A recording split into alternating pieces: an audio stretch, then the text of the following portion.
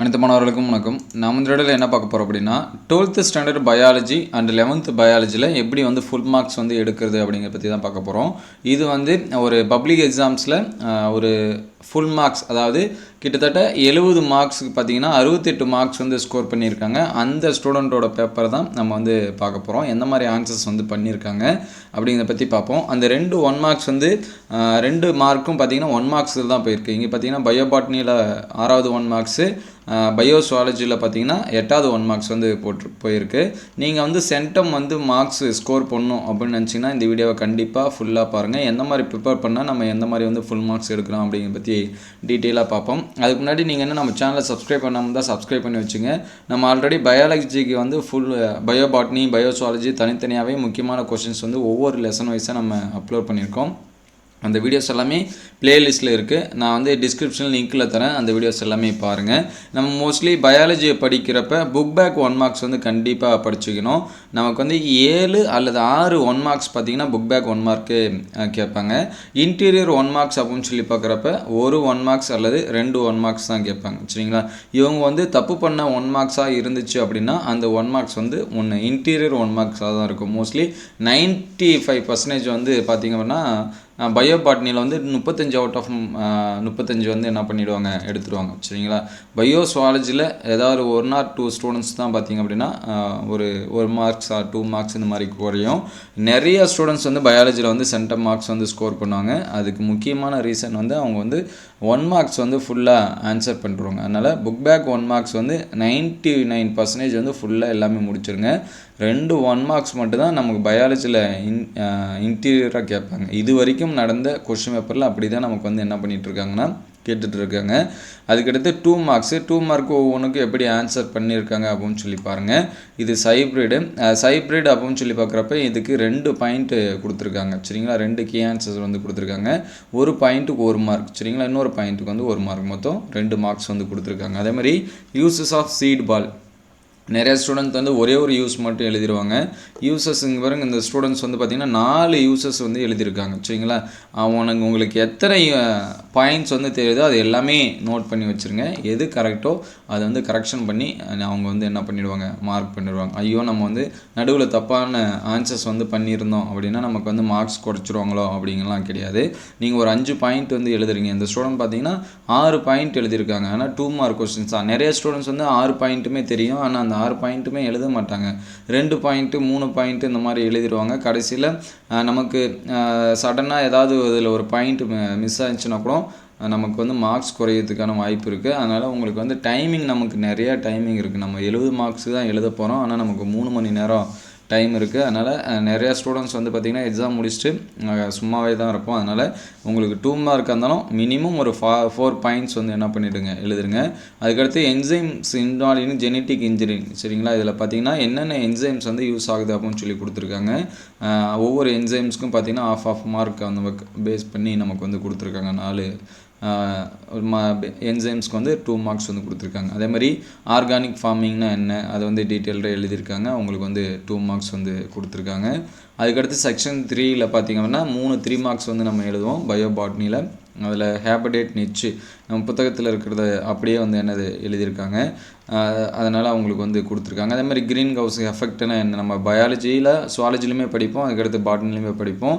Green house எஃபெக்ட்னா என்ன, அது என்னென்ன கேஸஸ் அப்படிங்கிறத டீட்டெயிலாக என்ன பண்ணியிருக்காங்க, எழுதியிருக்காங்க. நீங்கள் தமிழ் மீடியம் ஸ்டூடெண்ட்ஸ் இருந்தாலும் இது பார்த்துங்க. இதோட இது கூட டிராயிங் கூட போட்டிருக்காங்க பாருங்கள். இது நம்ம புத்தகத்தில் இருக்கும். சரிங்களா? எது எத்தனை பர்சன்டேஜ் இருக்குது அப்படின்னு சொல்லிட்டு அது எல்லாமே பாருங்கள். அதேமாதிரி பிபிஆர் 322 நம்ம இம்பார்ட்டன்ட் கொஸ்டின் சொல்லும்போது கூட இதெல்லாமே படிச்சிங்க அப்படின்னு சொல்லியிருப்போம். இவங்க அந்த பி அப்படிங்கிறது பிளாஸ்மிடு தனித்தனியாக எடுத்து எழுதியிருக்காங்க. சரிங்களா? இதில் ரொம்ப முக்கியமானது அதே தான். சரிங்களா? உங்களுக்கு நம்ம கண்டினியூட்டிவாக படிச்சிருந்தாலும் இவங்க எழுதுகிறப்ப தனியாக என்ன பண்ணியிருக்காங்க, எடுத்து எழுதியிருக்காங்க. அதோட டயக்ராம் இது எல்லாமே என்ன பண்ணி வச்சுருக்காங்க, வரைஞ்சி வச்சுருக்காங்க. 3 மார்க்ஸ் தான். நிறையாவே இவங்க என்ன பண்ணியிருக்காங்கன்னா ஆன்சர்ஸ் பண்ணியிருக்காங்க. அதே மாதிரி 5 மார்க்ஸ் பாருங்கள். Different mode of entry in ஓவியல். சரிங்களா? ஓவியில் எப்படி போலன்ஸ் என்ட்ரி ஆகுது அப்படின்னு சொல்லி கொடுத்துருக்காங்க. அந்த ஸ்டிக்மா இதெல்லாம் பார்த்தீங்க அப்படின்னா சூல் எப்படி என்ட்ரி ஆகுது அப்படிங்கிறத படம் போட்டு அதுக்கான எக்ஸ்ப்ளனேஷன் இதெல்லாமே எழுதியிருக்காங்க. இந்த பிடிஎஃப்பை நான் கீழே டிஸ்கிரிப்ஷன் லிங்க்கில் தரேன். அதை கிளிக் பண்ணி நீங்கள் வந்து ப்ரிப்பேர் பண்ணும்போது எந்த மாதிரி நம்ம ஆன்சர்ஸ் பண்ணணும் அப்படிங்கிறது வந்து யோசிச்சிங்க. டயக்ராம் நிறையா நீங்கள் வந்து என்ன பண்ணீங்க வரைஞ்சி பார்த்துங்க. ஃபஸ்ட்டு 3 கொஷினில் ஃபஸ்ட்டு லெசனில் 3 டயக்ராம் இருக்குது. ஓவியூல், ஆந்தர், அதுக்கடுத்து எம்ப்ரியோசாக்கு. அதை பேஸ் பண்ணி கொஷின்ஸ் வந்து கண்டிப்பாக கேட்பாங்க. அதுக்கடுத்து இன்னொரு 5 மார்க்ஸ் வந்து எப்படி ஆன்சர் பண்ணியிருப்பாங்க அப்படின்னு சொல்லி பாருங்கள். இது வந்து ஈக்காலஜி வந்து ப்ரொடெக்ட் பண்ணுறது எப்படி, எல்லாத்துக்குமே 5 மார்க்ஸ் எல்லாமே பார்த்திங்கன்னா இவங்க வந்து ஃபுல் மார்க்ஸ் வந்து ஸ்கோர் பண்ணியிருக்காங்க. அதுக்கடுத்து பயோசுவாலஜியில் எப்படி ஆன்சர்ஸ் பண்ணியிருக்காங்க அப்படின்னு சொல்லிட்டு பார்ப்போம்.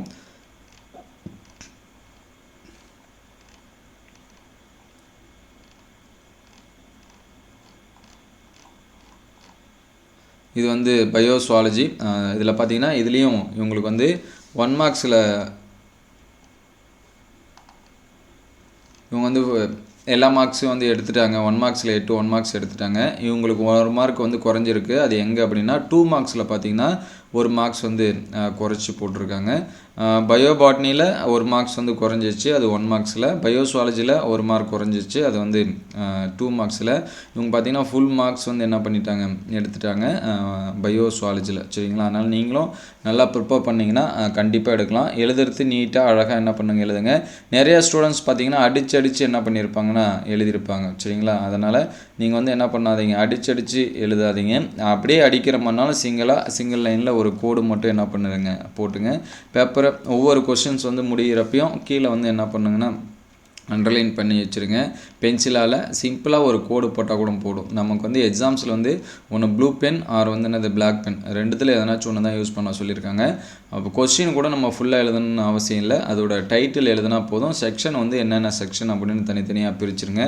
ஏன்னா நம்ம வந்து ஸ்டாஃபுங்களுக்கு திருத்துறவங்களுக்கு ரொம்ப என்னவாக இருக்கும், ஈஸியாக இருக்கும். அவங்களுக்கு வந்து கஷ்டப்பட இதெல்லாமல் ஈஸியாக இருக்கிற மாதிரி இருக்கும். அதனால் நம்ம பேப்பரை வந்து சீக்கிரமாக திருத்துறதுக்கு அவங்களுக்கு வந்து ஹெல்ப்ஃபுல்லாக இருக்கும். அவங்களுக்கு வந்து நல்ல மைண்டும் இருக்கும். சரிங்களா? இந்த பையன் படிக்கிற பையன், அவனுக்கு வந்து மார்க்ஸ் வந்து ஸ்கோர் பண்ணணும் கொடுக்கணும் அப்படின்னு சொல்லிட்டு கூட தோணும். அதேமாதிரி தெளிவாக என்ன பண்ணுங்கள், ஸ்பேஸ் விட்டு இதெல்லாமே எழுதுங்க. ரொம்ப நெருக்கி என்ன பண்ணாதீங்க, எழுதாதீங்க. அழகாக நீட்டாக ப்ரெசென்ட் பண்ணுங்கள். இந்த வீடியோ உங்களுக்கு வந்து ஹெல்ப்ஃபுல்லாக இருக்கும் அப்படின்னு சொல்லிட்டு நினைக்கிறேன். எங்கெங்கே டயக்ராம் கேட்குறாங்களோ அங்கெல்லாம் என்ன பண்ணுங்கன்னா டயக்ராம் தெளிவாக வரீங்க. இந்த வீடியோ எந்த அளவுக்கு ஹெல்ப்ஃபுல்லாக இருந்துச்சு அப்படின்னு சொல்லி கமெண்ட் பாக்ஸில் கமெண்ட் பண்ணுங்கள். உங்களுக்கு வேறு ஏதாவது இந்த மாதிரி ஆன்சர் ஷீட் வேணும் வேறு சப்ஜெக்ட்டுக்கு அப்படின்னா அதையும் கமெண்ட் பாக்ஸில் கமெண்ட் பண்ணுங்கள். இது எந்த அளவுக்கு ஹெல்ப்ஃபுல்லாக இருந்துச்சு அப்படிங்கிறதையும் கமெண்ட் பாக்ஸில் கமெண்ட் பண்ணுங்கள்.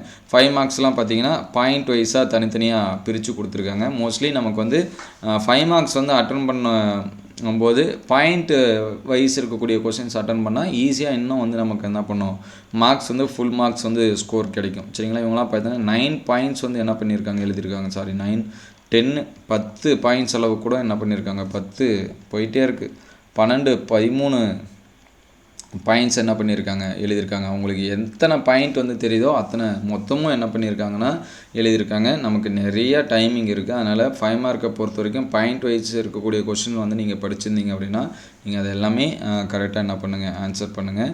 இந்த வீடியோ உங்களுக்கு நன்மையாக யூஸ்ஃபுல்லாக இருந்துச்சு அப்படின்னா உங்கள் நண்பர்களுக்கு ஷேர் பண்ணுங்கள். இந்த மாதிரி வீடியோ தொடர்ந்து வரணும் அப்படின்னா நம்ம சேனலை சப்ஸ்கிரைப் பண்ணுங்கள். தேங்க்யூ ஃபார் வாட்சிங்.